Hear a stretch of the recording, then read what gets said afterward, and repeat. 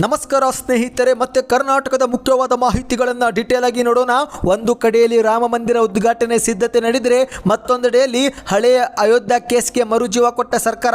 30 ವರ್ಷದ ಬಳಿಕ ಹುಬ್ಬಳ್ಳಿಯಲ್ಲಿ ಇಬ್ಬರು ಹೋರಾಟಗಾರರು ಅರೆಸ್ಟ್, ಇನ್ನು ಉಳಿದವರ ಹುಡುಕಾಟ ಶುರುವಾಗಿದೆ. ಇದೇ ವಿಚಾರಕ್ಕೆ ಕಾಂಗ್ರೆಸ್ ಸರ್ಕಾರದ ವಿರುದ್ಧ ಆರೋಶಕ್ ಅವರು ಕಿಡಿಕಾರಿದ್ದಾರೆ. ಈ ಒಂದು ವಿಡಿಯೋ ಬಹಳ ಮುಖ್ಯವಾಗಲಿದೆ, ಪೂರ್ತಿಯಾಗಿ ನೋಡಿ. ಕರ್ನಾಟಕದಲ್ಲಿ ಮತ್ತೆ ಮಳೆ ಆಗಲಿದೆ.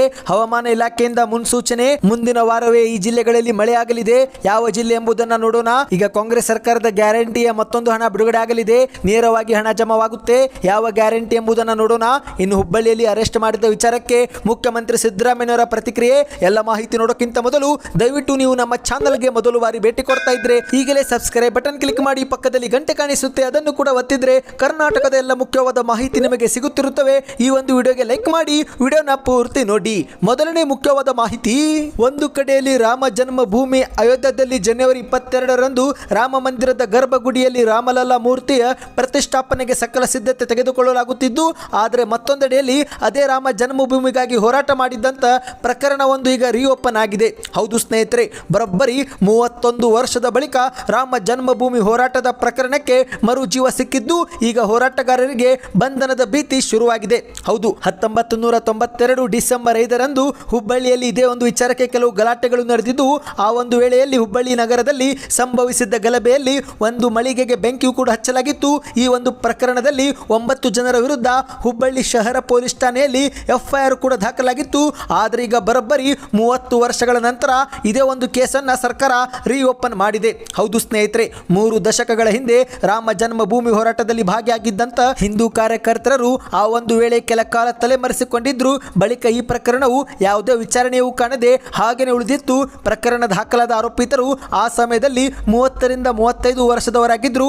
ಆದರೆ ಈಗ ಬರೋಬ್ಬರಿ 30 ವರ್ಷದ ನಂತರ ಈ ಒಂದು ಕೇಸ್ ರೀಓಪನ್ ಆಗಿದ್ದು, ಈಗ ಅವರಿಗೆಲ್ಲರಿಗೂ 65ರಿಂದ 70 ವರ್ಷದವರಾಗಿದ್ದಾರೆ. ಈಗಾಗಲೇ ಇದೇ ಒಂದು ಪ್ರಕರಣಕ್ಕೆ ಸಂಬಂಧಿಸಿದಂತೆ ಇಬ್ಬರನ್ನ ಪೊಲೀಸರು ಬಂಧಿಸಿದ್ದು, ಇನ್ನುಳಿದವರನ್ನು ಕೂಡ ಬಂಧನ ಮಾಡಲು ವಿಶೇಷ ತಂಡವು ಕೂಡ ರಚನೆ ಮಾಡಲಾಗಿದೆ ಎಂದು ಹೇಳಲಾಗುತ್ತಿದೆ. ಸದ್ಯ ಈ ಒಂದು ಸುದ್ದಿ ಈಗ ರಾಜ್ಯ ರಾಜಕೀಯದಲ್ಲಿ ಭಾರಿ ಸದ್ದು ಮಾಡಿದೆ. ಇನ್ನು ಇಲ್ಲಿಯವರೆಗೆ ಇಬ್ಬರನ್ನ ಬಂಧಿಸಿದ್ದು, ಈಗ 3ನೇ ಆರೋಪಿ ಆದಂತ ಶ್ರೀಕಾಂತ್ ಪೂಜಾರಿ ಎನ್ನುವರನ್ನು ಕೂಡ ಬಂಧಿಸಿದ್ದಾರೆ. ಇನ್ನುಳಿದಂತ ರಾಜು ಧರ್ಮದಾಸ್, ಶ್ರೀಕಾಂತ್ ಪೂಜಾರಿ, ಅಶೋಕ್ ಕಲಬುರ್ಗಿ, ಷಣ್ಮುಖ್ ಕಾಟಿಗರ್, ಗುರುನಾಥ್ ಸಾ ಕಾಟಿಗರ್, ರಾಮಚಂದ್ರ ಸಾ ಕಲಬುರ್ಗಿ ಮತ್ತು ಅಮೃತ್ ಕಲಬುರ್ಗಿ ಎನ್ನುವರ ಹುಡುಕಾಟಕ್ಕೆ ಪೊಲೀಸರು ಈಗ ಮುಂದಾಗಿದ್ದಾರೆ. ಇನ್ನು ಇದೇ ಒಂದು ವಿಚಾರ ಕುರಿತಂತೆ ಗೃಹ ಸಚಿವರಾಗಿರುವ ಪರಮೇಶ್ವರ್ ಅವರು ಕೂಡ ಮಾತನಾಡಿದ್ದು, ಈ ಒಂದು ಹಳೆ ಕೇಸ್ಗಳನ್ನು ಕ್ಲಿಯರ್ ಮಾಡುವಂತೆ ನಾವು ಮೊದಲೇ ಸೂಚನೆ ಕೊಟ್ಟಿದ್ದೆವು.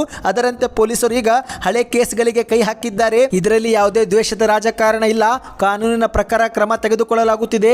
ಇದಕ್ಕೆ ಕೋಮು ಬಣ್ಣ ಕಟ್ಟುವುದು ಕೂಡ ಸೂಕ್ತವಲ್ಲ ಎಂದು ಹೇಳಿಕೆ ಕೊಟ್ಟಿದ್ದಾರೆ. ಇನ್ನು ಇದೇ ನಡುವೆ ರಾಮ ಭಕ್ತರ ಮೇಲೆ ಸರ್ಕಾರ ದ್ವೇಷ ಸಾಧಿಸುತ್ತಿದೆ ಎಂಬ ಆರೋಶಕ್ ಅವರ ಆರೋಪಕ್ಕೂ ಕೂಡ ಪ್ರತಿಕ್ರಿಯೆ ಕೊಟ್ಟಂತ ಗೃಹ ಸಚಿವ ಪರಮೇಶ್ವರ್ ಅವರು, ಆ ರೀತಿ ಏನೂ ಇಲ್ಲ, ರಾಜ್ಯಾದ್ಯಂತ ಇರುವ ಹಳೆ ಕೇಸುಗಳನ್ನೆಲ್ಲ ಕ್ಲಿಯರ್ ಮಾಡಬೇಕು ಎಂದು ಮೊದಲೇ ಸೂಚನೆ ಕೊಡಲಾಗಿದೆ. ವರ್ಷಾನುಗಟ್ಟಲೆ ಬಾಕಿ ಉಳಿದಿರುವ ಕೇಸ್ಗಳನ್ನು ಕ್ಲಿಯರ್ ಮಾಡಲು ನಾವು ಹೇಳಿದ್ದೆವು. ಅದರಲ್ಲಿ ಈಗ ಹುಬ್ಬಳ್ಳಿಯಲ್ಲಿ 32 ಕೇಸ್ಗಳು ಪೆಂಡಿಂಗ್ ಇತ್ತು, ಅದನ್ನು ಓಪನ್ ಮಾಡಿ ಕ್ಲಿಯರ್ ಮಾಡುವ ವೇಳೆ ಈ ಕೇಸ್ ಕೂಡ ಬಂದಿದೆ ಎಂದು ಗೃಹ ಸಚಿವ ಪರಮೇಶ್ವರ್ ಅವರು ತಿಳಿಸಿದ್ದಾರೆ. ಇನ್ನೀಗ ಮತ್ತೊಂದೆಡೆಯಲ್ಲಿ ಆರೋಶಕ್ ಅವರು ಕೂಡ ಮಾಧ್ಯಮಗಳ ಮುಂದೆ ಮಾತನಾಡಿ ಆಕ್ರೋಶವನ್ನು ವ್ಯಕ್ತಪಡಿಸಿದ್ದಾರೆ. ಹೌದು ಸ್ನೇಹಿತರೆ, ಬೆಂಗಳೂರಿನಲ್ಲಿ ಮಾತನಾಡಿದಂಥ ವಿರೋಧ ಪಕ್ಷದ ನಾಯಕರಾದಂಥ ಆರೋಶಕ್ ಅವರು, ಅಯೋಧ್ಯದಲ್ಲಿ ಶ್ರೀರಾಮ ಮಂದಿರ ಉದ್ಘಾಟನೆ ಆಗುತ್ತಿರುವ ಸಮಯದಲ್ಲಿ ಹಿಂದೂ ಸಂಘಟನೆಗಳ ಕಾರ್ಯಕರ್ತರನ್ನು ಮುಖ್ಯಮಂತ್ರಿ ಸಿದ್ದರಾಮಯ್ಯನವರ ನೇತೃತ್ವದ ಕಾಂಗ್ರೆಸ್ ಸರ್ಕಾರ ಬಂಧಿಸುತ್ತಿದೆ. ಇದರ ವಿರುದ್ಧ ಬಿಜೆಪಿ ಹೋರಾಟ ಮಾಡುತ್ತೆ ಎಂದು ಆರೋಶಕ್ ಅವರು ಎಚ್ಚರಿಕೆ ಕೊಟ್ಟಿದ್ದಾರೆ. ಮತ್ತೆ ಮುಂದುವರೆದು ಮಾತನಾಡಿದಂಥ ಆರೋಶಕ್ ಅವರು, ಶ್ರೀರಾಮ ಮಂದಿರ ಉದ್ಘಾಟನೆಯ ಐತಿಹಾಸಿಕ ಕ್ಷಣಕ್ಕೆ ದೇಶದ ಜನ ಕಾಯುತ್ತಿದ್ರೆ ಕಾಂಗ್ರೆಸ್ ಇದನ್ನು ಭಯವೆಂಬಂತೆ ಬಿಂಬಿಸುತ್ತಿದ್ದಾರೆ. 30 ವರ್ಷಗಳ ಹಿಂದೆ ರಾಮ ಜನ್ಮಭೂಮಿ ಹೋರಾಟದಲ್ಲಿ ಭಾಗವಹಿಸಿದ ಹುಬ್ಬಳ್ಳಿಯ ಇಬ್ಬರನ್ನು ಈಗ ಹಳೆಯ ಪ್ರಕರಣಗಳ ಕುರಿತಂತೆ ಜೈಲಿಗೆ ಕಳುಹಿಸಲಾಗಿದೆ. ನಾನು ಕೂಡ ಆ ಒಂದು ಹೋರಾಟದಲ್ಲಿ ಭಾಗವಹಿಸಿದ್ದೆ, ನನ್ನನ್ನು ಕೂಡ ಬಂಧಿಸುತ್ತೀರಾ, ಅಷ್ಟು ಧೈರ್ಯ ಇದೆಯಾ ಎಂದು ಸರ್ಕಾರಕ್ಕೆ ಸವಾಲು ಕೂಡ ಹಾಕಿದ್ದಾರೆ. ನಾವು ರಾಮನ ಭಕ್ತರು ಎಂದು ಗೃಹ ಸಚಿವ ಪರಮೇಶ್ವರ್ ಅವರು ಹೇಳಿಕೆ ಕೊಟ್ಟಿದ್ದಾರೆ. ಒಂದು ವೇಳೆ ನೀವೇನಾದರೂ ರಾಮನನ್ನು ಆರಾಧಿಸುವುದಾದರೆ ರಾಮನವಮಿ ಮಾಡಬೇಕು, ಆದರೆ ಕಾಂಗ್ರೆಸ್ನವರದ್ದು ಟಿಪ್ಪು ಸಂಸ್ಕೃತಿ. ಸಿದ್ದರಾಮಯ್ಯನವರು ಟಿಪ್ಪು ಜಯಂತಿಯನ್ನು ಸಂಭ್ರಮದಿಂದ ಆಚರಿಸುತ್ತಾರೆ, ಅವರಿಗೆ ಕೇಸರಿ ಕಂಡರೆ ಆಗಲ್ಲ, ನಾಮ ಹಚ್ಚಿದರೆ ಸಮಸ್ಯೆ ಕಂಡು ಬರುತ್ತೆ.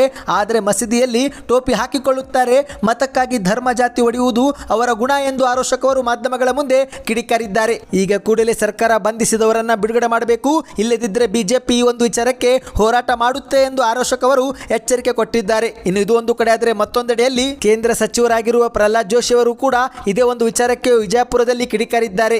ಕಾಂಗ್ರೆಸ್ ಸರ್ಕಾರ ದ್ವೇಷದ ರಾಜಕಾರಣ ಮಾಡ್ತಿದೆ ಎಂದು ಕಾಂಗ್ರೆಸ್ ಸರ್ಕಾರದ ವಿರುದ್ಧ ವಾಗ್ದಾಳಿ ವಾಗ್ದಾಳಿ ಮಾಡಿದ್ದಾರೆ. ಅಯೋಧ್ಯೆ ಹೋರಾಟದ 31 ವರ್ಷದ ಹಳೆಯ ಕೇಸನ್ನ ರೀಓಪನ್ ಮಾಡಿದ್ದಾರೆ. ಈಗ 72 ವರ್ಷದ ವ್ಯಕ್ತಿಯನ್ನ ಪೊಲೀಸರು ಬಂಧಿಸಿದ್ದಾರೆ. ಹೊಟ್ಟೆ ಕಿಚ್ಚಿನಿಂದ ಕಾಂಗ್ರೆಸ್ ಸರ್ಕಾರ ಈ ರೀತಿ ವರ್ತಿಸುತ್ತಿದೆ ಎಂದು ಪ್ರಹ್ಲಾದ್ ಜೋಶಿ ಅವರು ಆಕ್ರೋಶ ವ್ಯಕ್ತಪಡಿಸಿದ್ದಾರೆ. ಈ ಒಂದು ವಿಚಾರವಾಗಿ ನಾವು ಸುಮ್ಮನೆ ಕೂರಲ್ಲ, ಕಾನೂನು, ಸಾಮಾಜಿಕ ಮತ್ತು ರಾಜಕೀಯವಾಗಿಯೂ ಕೂಡ ಹೋರಾಟ ಮಾಡುತ್ತೇವೆ. ರಾಮ ಮಂದಿರದ ರಿವೆಂಜ್ ಇವರು ತೀರಿಸಿಕೊಳ್ಳುತ್ತಿದ್ದಾರೆ. ಸಿದ್ದರಾಮಯ್ಯನವರೇ ಏನು ಮಾಡ್ತಿದ್ದೀರಾ? ಮೊಘಲ್ ಸರ್ಕಾರ ಅಥವಾ ICS ಸರ್ಕಾರ ಮಾಡಲು ಹೊರಟಿದ್ದೀರಾ ಎಂದು ಪ್ರಶ್ನೆ ಮಾಡಿ ಕಿಡಿಕಾರಿದ್ದಾರೆ. ಕಾಂಗ್ರೆಸ್ಗೆ ರಾಮ ಮಂದಿರದ ಪರಿಕಲ್ಪನೆಯೂ ಕೂಡ ಇರಲಿಲ್ಲ. ಕಾಂಗ್ರೆಸ್ಗೆ ಈಗ ಹೊಟ್ಟೆ ಕಿಚ್ಚು ಮತ್ತು ಆತಂಕ ಶುರುವಾಗಿದೆ. ರಾಮ ಮಂದಿರಕ್ಕೆ ಹೋಗಬೇಕೋ ಬೇಡೋ ಎಂಬ ಗೊಂದಲದಲ್ಲಿ ಕಾಂಗ್ರೆಸ್ನವರು ಇದ್ದಾರೆ ಎಂದು ಪ್ರಹ್ಲಾದ್ ಜೋಶಿ ಅವರು ವಾಗ್ದಾಳಿ ಮಾಡಿದ್ದಾರೆ. ಇನ್ನು ಈಗ ಮತ್ತೊಂದು ಮುಖ್ಯವಾದ ಮಾಹಿತಿಗೆ ಹೋಗೋಣ. ಅದಕ್ಕಿಂತ ಮೊದಲು ವಿಡಿಯೋಗೆ ಲೈಕ್ ಮಾಡಿಲ್ಲವೆಂದರೆ ದಯವಿಟ್ಟು ಲೈಕ್ ಮಾಡಿ ಮತ್ತು ವಿಡಿಯೋನ ಪೂರ್ತಿಯಾಗಿ ನೋಡಿ. ಈಗ ರಾಜ್ಯದ ಈ ಜಿಲ್ಲೆಗಳಲ್ಲಿ ಮುಂದಿನ ವಾರ ಮಳೆ ಆಗಲಿದೆ ಎಂದು ಹವಾಮಾನ ಇಲಾಖೆ ಮುನ್ಸೂಚನೆ ಕೊಟ್ಟಿದೆ. ಹೌದು ಸ್ನೇಹಿತರೆ, ಕರ್ನಾಟಕದಲ್ಲಿ ಮತ್ತೆ 1 ವಾರಗಳ ಕಾಲ ಹಲವು ಜಿಲ್ಲೆಗಳಲ್ಲಿ ಸಾಧಾರಣ ಮಳೆ ಆಗಲಿದೆ ಎಂದು ಹವಾಮಾನ ಇಲಾಖೆ ಮುನ್ಸೂಚನೆ ಕೊಟ್ಟಿದ್ದು, ಮೊದಲಿಗೆ ಜನವರಿ 2ರಿಂದ ಜನವರಿ 8ರವರೆಗೆ ಕರಾವಳಿ ಭಾಗದ ಎಲ್ಲಾ ಜಿಲ್ಲೆಗಳಲ್ಲಿ ಸಾಧಾರಣ ಮಳೆ ಆಗಲಿದೆ. ನಂತರ ಜನವರಿ 5 ಮತ್ತು ಜನವರಿ 6ರಂದು ಉತ್ತರ ಒಳನಾಡು ಮತ್ತು ದಕ್ಷಿಣ ಒಳನಾಡಿನ ಜಿಲ್ಲೆಗಳಲ್ಲಿ ಸಾಧಾರಣ ಮಳೆ ಆಗಲಿದೆ. ಅದಾದ ಬಳಿಕ ದಕ್ಷಿಣ ಕನ್ನಡ, ಉತ್ತರ ಕನ್ನಡ, ಉಡುಪಿ, ಬಾಗಲಕೋಟೆ, ಬೆಳಗಾವಿ, ಬೀದರ, ಧಾರವಾಡ, ಗದಗ್, ಹಾವೇರಿ, ಕಲಬುರಗಿ, ಕೊಪ್ಪಳ, ರಾಯಚೂರು, ವಿಜಯಪುರದಲ್ಲಿ ಕೂಡ ಮಳೆ ಆಗಲಿದೆ ಎಂದು ಹವಾಮಾನ ಇಲಾಖೆ ತಿಳಿಸಿದೆ. ಈ ಮೂಲಕ ಈ ಒಂದು ಜಿಲ್ಲೆಗಳಲ್ಲಿ ಚಳಿಯ ವಾತಾವರಣದೊಂದಿಗೆ ಸಾಧಾರಣವಾಗಿ ಮಳೆಯೂ ಕೂಡ ಆಗಲಿದೆ ಎಂದು ಹೇಳಲಾಗಿದೆ. ಸ್ನೇಹಿತರೆ, ನೀವು ಕೂಡ ಏನಾದರೂ ಈ ಒಂದು ಊರಿನವರಾಗಿದ್ದರೆ ಕಮೆಂಟಿನಲ್ಲಿ ಎಸ್ ನೋ ಅಂತ ಕಮೆಂಟ್ ಮಾಡಿ. ಯಾಕಂದರೆ ರಾಜ್ಯದಲ್ಲಿ ಕಳೆದ ವರ್ಷ ವಾಡಿಕೆಗಿಂತ ಸಾಕಷ್ಟು ಅತಿ ಪ್ರಮಾಣದಲ್ಲಿ ಕಡಿಮೆ ಮಳೆಯಾಗಿತ್ತು. ಹಾಗಾಗಿ ಕರ್ನಾಟಕದಲ್ಲಿ ಬರಗಾಲವೂ ಕೂಡ ಎದುರಾಗಿತ್ತು. ಆದರೆ ರಾಜ್ಯದಲ್ಲಿ ಈ ಒಂದು ವರ್ಷ ಉತ್ತಮ ಮಳೆ ಆಗಲಿದೆ ಎಂದು ಕೂಡ ಹವಾಮಾನ ಇಲಾಖೆ ಮುನ್ಸೂಚನೆ ಈಗಲೇ ಕೊಟ್ಟಿದೆ. ಇದೊಂದು ಮುಖ್ಯವಾದ ಮಾಹಿತಿ ಆಗಿತ್ತು. ಇನ್ನು ಈಗ ಮತ್ತೊಂದು ಮುಖ್ಯವಾದ ಮಾಹಿತಿಗೆ ಹೋಗೋಣ. ಈಗ ರಾಜ್ಯ ಕಾಂಗ್ರೆಸ್ ಸರ್ಕಾರದ ಗ್ಯಾರಂಟಿಯಲ್ಲಿ ಒಂದಾಗಿರುವ ಯುವ ನಿಧಿ ಯೋಜನೆ ಹಣ ಶೀಘ್ರವೇ ಜಮಾವಾಗಲಿದೆ. ಹೌದು ಸ್ನೇಹಿತರೆ, ರಾಜ್ಯ ಕಾಂಗ್ರೆಸ್ ಸರ್ಕಾರ ಈಗಾಗಲೇ 5 ಗ್ಯಾರಂಟಿಗಳು ಜಾರಿಗೆ ಮಾಡಿದ್ದು, ಇತ್ತೀಚೆಗೆ ಡಿಸೆಂಬರ್ 26ರಂದು ಯುವ ನಿಧಿ ಯೋಜನೆಯ ನೋಂದಣಿ ಪ್ರಕ್ರಿಯೆಗೂ ಕೂಡ ಮುಖ್ಯಮಂತ್ರಿ ಸಿದ್ದರಾಮಯ್ಯನವರು ಮತ್ತು ಉಪಮುಖ್ಯಮಂತ್ರಿ DK ಶಿವಕುಮಾರ್ ಅವರು ಚಾಲನೆ ಕೂಡ ಕೊಟ್ಟಿದ್ದಾರೆ. ಇಲ್ಲಿಯವರೆಗೆ ಸರಿಸುಮಾರು 19,350 ಮಂದಿ ನೋಂದಣಿ ಕೂಡ ಮಾಡಿಕೊಂಡಿದ್ದು, ಈ ಒಂದು ಮೊದಲ ಕಂತಿನ ಹಣ ಜನವರಿ 12ರಂದು ನೇರವಾಗಿ ಯುವಕರ ಬ್ಯಾಂಕ್ ಖಾತೆಗೆ ಜಮಾವಾಗಲಿದೆ. ಹೌದು ಸ್ನೇಹಿತರೆ, ಡಿಪ್ಲೊಮಾ ಮಾಡಿದವರಿಗೆ ಪ್ರತಿ ತಿಂಗಳು 1,500 ರೂಪಾಯಿ, ಪದವೀಧರರಿಗೆ ಪ್ರತಿ ತಿಂಗಳು 3,000 ರೂಪಾಯಿ ಕೊಡುವ ಯುವ ನಿಧಿ ಯೋಜನೆಯ ಮೊದಲ ಕಂತಿನ ಹಣವನ್ನು ಶಿವಮೊಗ್ಗ ಜಿಲ್ಲೆಯಲ್ಲಿ ಈ ಒಂದು ಯೋಜನೆಗೆ ಚಾಲನೆ ಕೊಡುವುದರ ಮೂಲಕ ಮುಖ್ಯಮಂತ್ರಿ ಸಿದ್ದರಾಮಯ್ಯನವರು ಹಣವನ್ನು ಬಿಡುಗಡೆ ಮಾಡಲಿದ್ದಾರೆ. ನೇರವಾಗಿಯೇ ಜನವರಿ 12ರಂದು ಈ ಒಂದು ಹಣ ಜಮಾವಾಗಲಿದೆ ಎಂದು ಹೇಳಲಾಗಿದೆ. ಸ್ನೇಹಿತರೆ, ನೀವು ಕೂಡ ಏನಾದರೂ ಕಳೆದ ವರ್ಷದಲ್ಲಿ ಪದವಿ ಅಥವಾ ಡಿಪ್ಲೊಮಾ ಮಾಡಿದ್ದು ಉದ್ಯೋಗ ಸಿಕ್ಕಿಲ್ಲವೆಂದರೆ ಈ ಒಂದು ಯೋಜನೆಗೆ ಅರ್ಜಿಯನ್ನು ಸಲ್ಲಿಕೆ ಮಾಡಬಹುದು. ಅರ್ಜಿ ಸಲ್ಲಿಕೆ ಮಾಡಲು ಯಾವುದೇ ಶುಲ್ಕವೂ ಕೂಡ ಕೊಡುವಂತಿಲ್ಲ ಎಂದು ಕೂಡ ಹೇಳಲಾಗಿದೆ. ಇದೊಂದು ಮುಖ್ಯವಾದ ಮಾಹಿತಿ ಆಗಿತ್ತು. ಇನ್ನು ಈಗ ಕೊನೆಯ ಮುಖ್ಯವಾದ ಮಾಹಿತಿಗೆ ಹೋಗೋಣ. ಈಗ ಹಳೆಯ 31 ವರ್ಷದ ಕೇಸನ್ನು ರೀಓಪನ್ ಮಾಡಿ ಇಬ್ಬರನ್ನ ಬಂಧಿಸಿದ್ದು, ಇದೇ ಒಂದು ವಿಚಾರಕ್ಕೆ ಮುಖ್ಯಮಂತ್ರಿ ಸಿದ್ದರಾಮಯ್ಯನವರು ಕೊಪ್ಪಳದ ಬಸಾಪುರದ ಖಾಸಗಿ ವಿಮಾನ ನಿಲ್ದಾಣದಲ್ಲಿ ಮಾಧ್ಯಮದವರ ಮುಂದೆ ಮಾತನಾಡಿದ್ದಾರೆ. ತಪ್ಪು ಮಾಡಿದವರನ್ನ ಸುಮ್ಮನೆ ಬಿಡಬೇಕಾ ಎಂದು ಮಾಧ್ಯಮದವರಿಗೆ ಪ್ರಶ್ನೆ ಮಾಡಿದ್ದಾರೆ. ಹಳೆಯ ಪ್ರಕರಣಗಳನ್ನು ವಿಲೇವಾರಿ ಮಾಡಲು ನಾವೇ ಪೊಲೀಸರಿಗೆ ಹೇಳಿದ್ದೇವೆ. ತಪ್ಪು ಮಾಡಿದವರಿಗೆ ಏನು ಮಾಡಬೇಕು, ಸುಮ್ಮನೆ ಬಿಟ್ಟು ಬಿಡಬೇಕಾ ಎಂದು ಪ್ರಶ್ನೆ ಮಾಡಿದ್ದಾರೆ. ನಾವು ಯಾವುದೇ ದ್ವೇಷದ ರಾಜಕಾರಣ ಮಾಡುವುದಿಲ್ಲ. ನ್ಯಾಯಾಲಯದ ನಿರ್ದೇಶನದ ಅನ್ವಯ ಪೊಲೀಸರು ಕ್ರಮ ತೆಗೆದುಕೊಂಡಿದ್ದಾರೆ.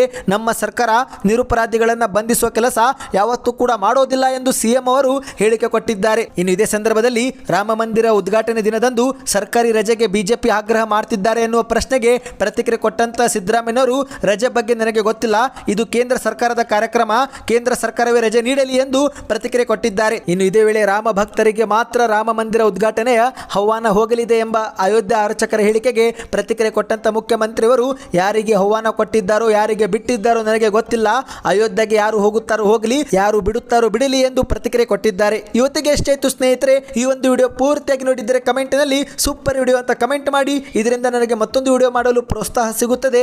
ಜೊತೆಗೆ ವಿಡಿಯೋಗೆ ಲೈಕ್ ಮಾಡಿ, ವಿಡಿಯೋನ ಆದಷ್ಟು ವಾಟ್ಸಪ್ ಗ್ರೂಪ್ಗಳಲ್ಲಿ ಶೇರ್ ಮಾಡಿ ಮತ್ತು ನಮ್ಮ ಚಾನಲ್ಗೆ ಸಬ್ಸ್ಕ್ರೈಬ್ ಮಾಡಿ. ದಿನದ ಎಲ್ಲ ಮಾಹಿತಿಗಳನ್ನು ಉಚಿತವಾಗಿಯೇ ಪಡೆಯಿರಿ.